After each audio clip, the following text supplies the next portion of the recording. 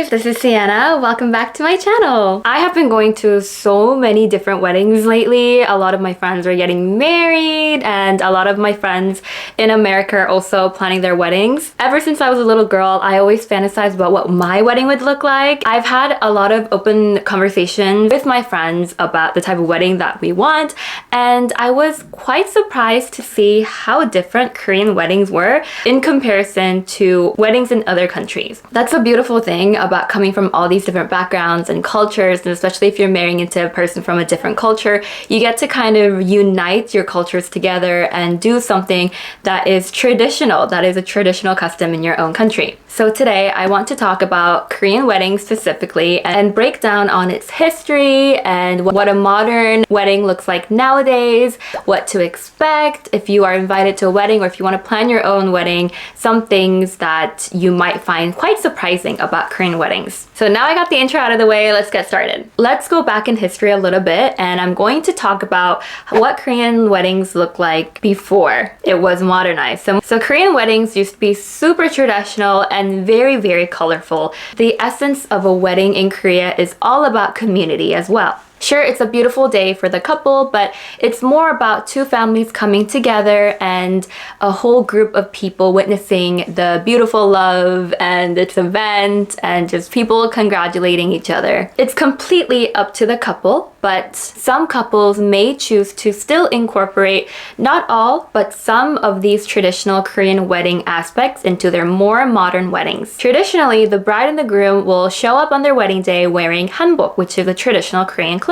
The bride will wear a red hanbok and the groom will wear a blue hanbok, and together it represents the balance between the two different identities, and they come together to complement each other. The mother of the bride will typically wear warm tones, which is like an orange, pink, and the mother of the groom will usually wear cool tones, so like blue, gray, or green. Traditionally, a live wild goose will be given from the groom to the soon-to-be mother-in-law on the wedding day as a gift at the beginning of the wedding. Wild geese mate for life, and this gift is a symbol of love and harmony between the husband and the wife. Today, we obviously don't do the live goose anymore. However, they do sell wooden goose or duck, and it is super common to receive that as a gift for newlywed couples, and they will have it around their home to symbolize their commitment to each other for the rest of their lives. After the wedding ceremony itself, traditional Korean weddings would usually have what's known as pebek, which dates all the way back to the Joseon dynasty, and it is a post-ceremony reception. It traditionally only includes family and close relatives of the couple, specifically from the male's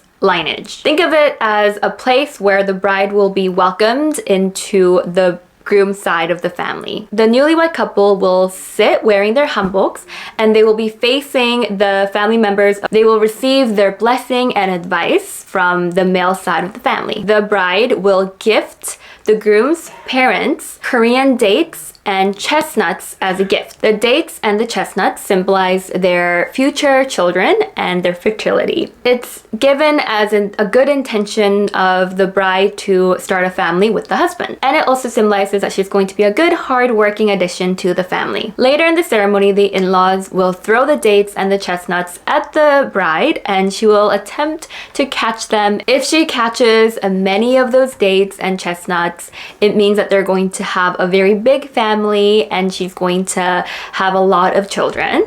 So it just symbolizes how many kids that they're going to have. Estella Park of Ihwa Wedding has said that there has been a general shift in modern couples that actually want to incorporate some things from Korean traditional weddings. About 30 years ago, people used to think that traditional Korean weddings were outdated and no one was gonna do it anymore and everyone's just gonna resort to modern weddings and more westernized weddings. However, it is becoming quite a trend these days among some couples. Americanized Koreans will try to incorporate some type of traditional Korean wedding elements into their more modern weddings by embracing the heritage and its deep symbolism of Korean traditional weddings. Okay, so now I talked very briefly about traditional Korean weddings. Let's talk more about modern Korean weddings, which look very different these days. I just want to put out a little disclaimer before I start that every single couple is different.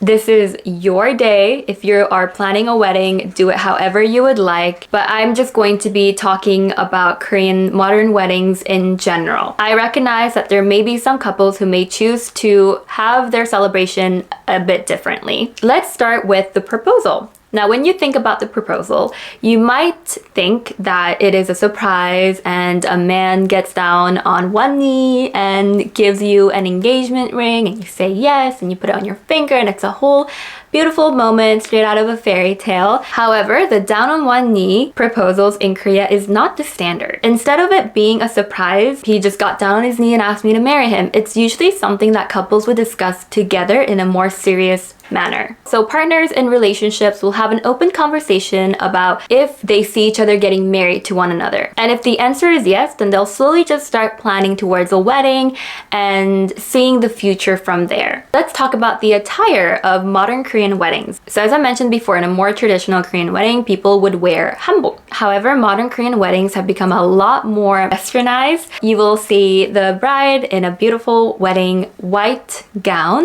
and the groom will wear a suit. But most of the parents of the bride and the groom will wear hanbok. Following the more traditional element, mother of the bride will typically wear like a warm tone hanbok, like a pink, and the mother of the groom will typically wear a blue hanbok. Another thing to note is that a lot of the brides don't actually buy a wedding dress for their wedding. If you ever go shopping in Korea, you'll notice this, but if you just walk around, you notice that most of the clothes only carry in certain sizes, and there's a lot of clothes that only have one size. So women here tend to have very similar body shapes and sizes, so it is a more economical option to just rent a wedding dress. There's a wide range of options to choose from as well. For the cost of buying one dress, brides can usually rent out 3 to 5 dresses, and they can wear it for their engagement shoots, their wedding shoots, right up until, obviously the wedding day when you choose one dress to walk down the aisle in, which I think is super fun. Like, you get to try on all these different designs. As for the hair and the makeup and the dress and all that stuff,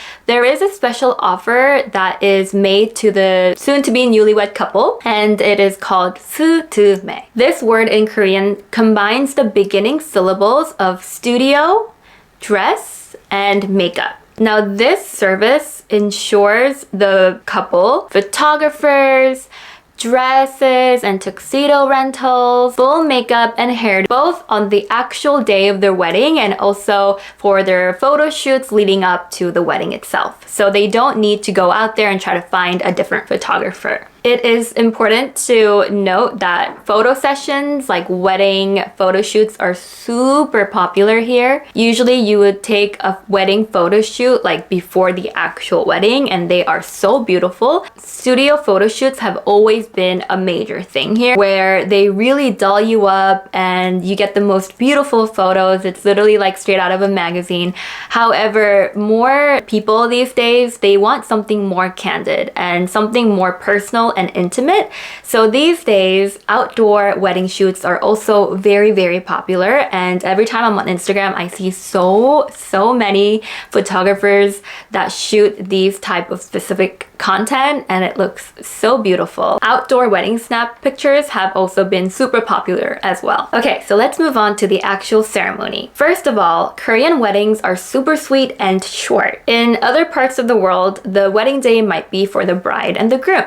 However, in Korea, guest preferences always come first, and they recognize that their guests may have other things to do during the day and they don't want to be at one wedding all day. So Korean weddings usually last about an hour or about 2 hours. Therefore, the ceremony itself is super short at typically around half an hour.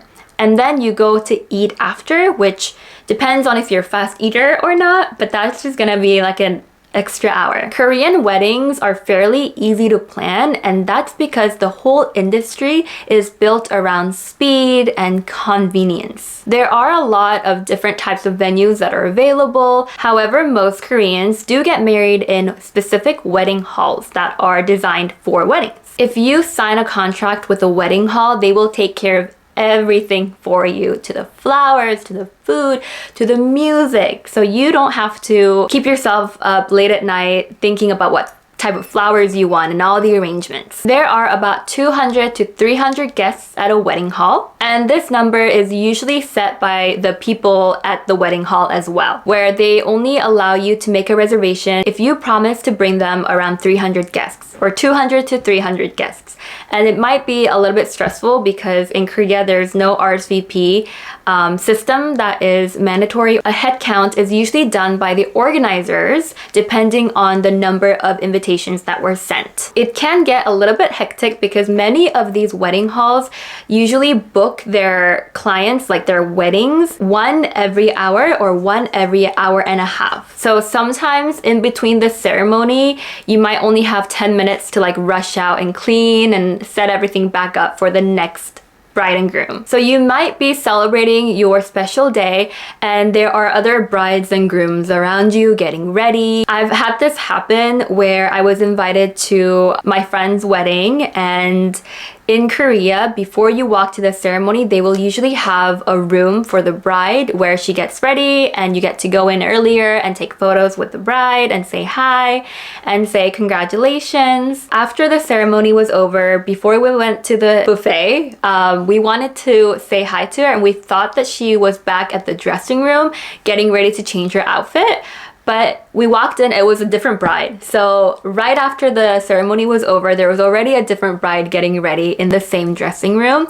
And when we were eating at the buffet, they pulled on the screens and they played a video of a wedding. But the only thing is, it wasn't my friend that just got married that they were playing the video for. So there were other people that were eating with us as well who were celebrating a different couple that was getting married. There are more upscale wedding halls that do allow you to really take your time, but everything comes back to the price, so it is more expensive. For this ceremony, it is most likely going to be held by an officiant or an MC who is a personal friend to the couple, most likely. Now, the job of the MC is just to like oversee the ceremony with speed. So they would be marrying them off, and then anytime a new thing's supposed to happen, like their friends is singing a song, like everything needs to move on to the other pretty quickly. There's usually no bridesmaids, like maid of honor, groomsman, ring bearer. Sometimes they will have flower girls. There's usually a speech made by a close friend of theirs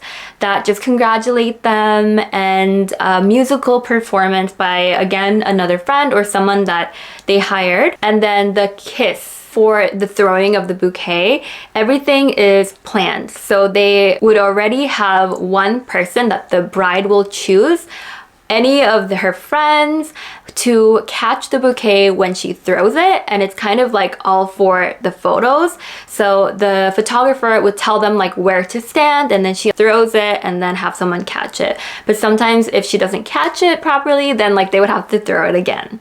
And after that is done, then the whole crowd will be led to either the stage and have a group photo. Then they will all head to the food hall for the meal. Yeah, so a meal is basically served immediately after the ceremony, and you will be leaving the wedding in about 2 hours after your arrival. Guests are just expected to show up, have the meal, greet the couple, and then leave. There are also no speeches at the food hall, like people are just eating and the bride and groom will walk around greeting all the guests. Intimate moments with your friend, the bride or the groom, is quite not possible.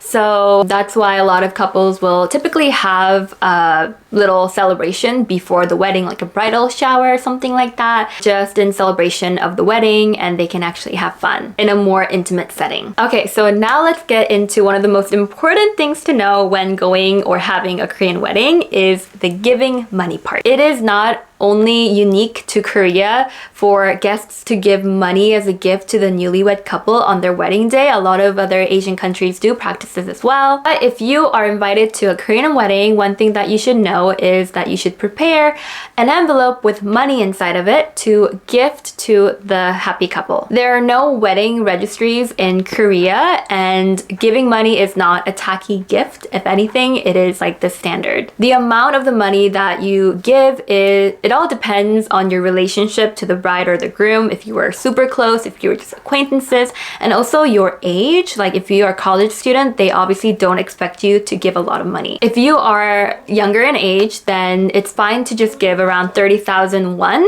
or around 50,000 won. Try to find like the crispiest, cleanest cash that you can find, because you don't want to give them cash that's like broken, waving around. I mean, not that it matters that much, but just one little thing to note. And usually if you are going to a particularly close friend's wedding, then you would give around 50,000 won. So usually when you first walk into the wedding hall, you will be greeted by the wedding reception desk. There's going to be a photograph of the couple, and you're gonna be seeing their family members walking around, maybe wearing hanbok. Guests are then expected to hand them the envelope with the money inside of it, and they're gonna ask for your name, they're gonna write it down, and then you'll be getting a food ticket that you can later use for the buffet. Now, the money part is definitely a tricky issue because there has been some arguments online about this whole how much money should I give to a friend. If, for example, if I gift my close friends 50,000 won for her wedding, but she gives me 30,000 won for my wedding, and she wasn't, you know, a student, like she was older, she had a stable job, then do you think that you have every right to kind of feel like, does she not value me that much as a friend? Debates like that will be going around. Although it might not be like the end of a friendship, it's definitely a tricky situation that you want to avoid. So a lot of couples will keep a ledger. Cho Hee-jin, a sociologist based in Seoul, has said that weddings in Korea have kind of always been like a give and take business. There is this sense, especially among the parents of the bride and the groom, that they want to reap what they have sowed in giving to other people's weddings for decades. When they give money, they feel like, oh, their chance of receiving this money will come back once my son or my daughter gets married. Before the mid-1870s, before the late modern era, there was no guarantee from the state for social protection, so it was really up to them to keep each other protected. This is what Ju Young-ha, a professor of ethnology at the Academy of Korean Studies, has stated. Before, what happened at weddings was that the local community would show up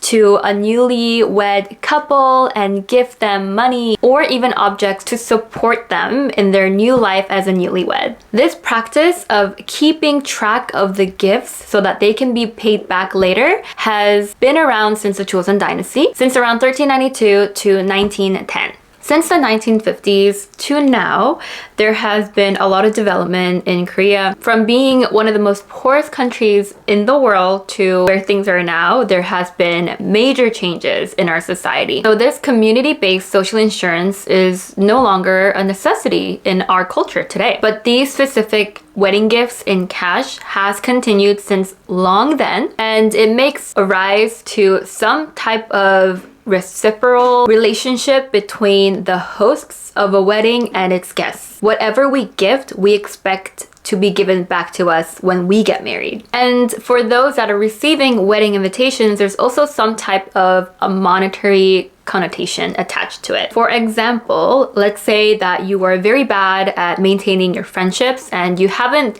stayed in touch with certain friends for a very long time, years even, but you randomly just send them a wedding invitation.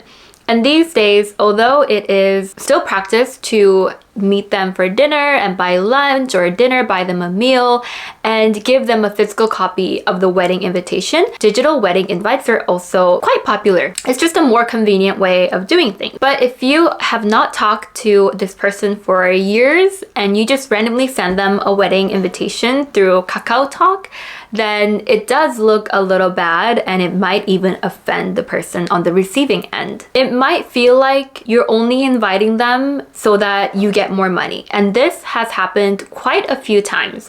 When I talk to my family, when I talk to my friends, when they receive a wedding invite from someone that they're not really close to, or they were close but they had a really bad falling out, or whatever it might be, they're just kind of like, oh, you just want me to go so that I'll contribute. There's a word called 정 in Korean, and there's no direct translation in English. It basically describes a close kindred spirit. So I would do things for you out of 정, not because we're close anymore, but because we have those fond memories. I will go and I will be there for you.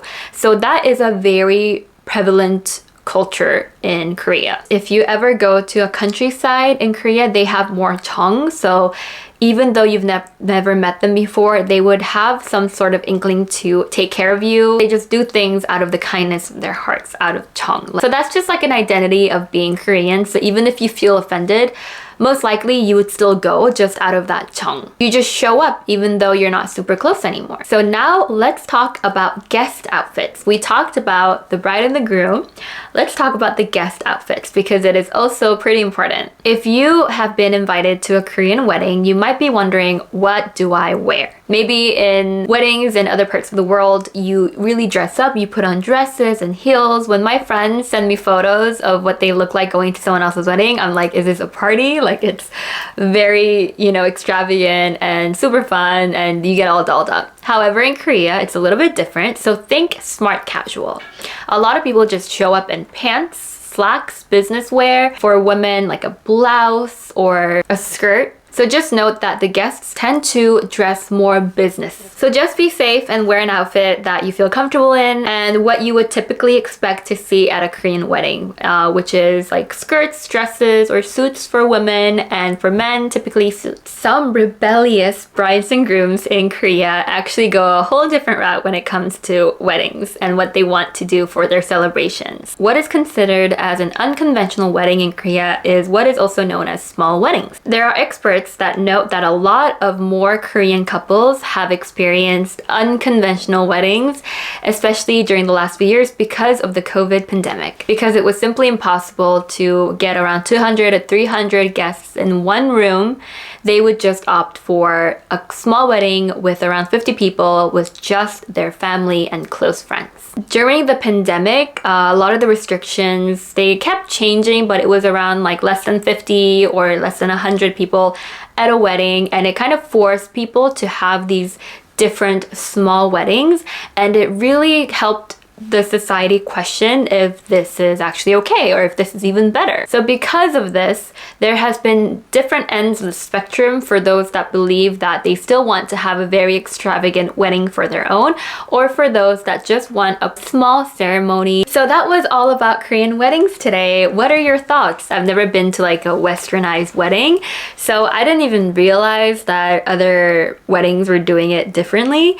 But although compared to other parts of the world, Korean weddings might seem a little bit more, shorter and less personal, I think it goes to show like the difference between the different cultures as well, that in Korea it's not necessarily about the bride and groom, although we are celebrating them, but it's more about the family. It helps strengthen relationships in your work, with family members, with your friends, and there are different ways that we do celebrate getting married. So we have like bridal showers, other personal get-togethers and stuff like that. I would love to know more about the different weddings around the world, so comment where you're from and what weddings look like in your country. I hope you guys found this interesting or useful if you have a wedding coming up. And don't forget to leave a like to this video and subscribe to my channel for more. And I'll see you guys next time. Bye!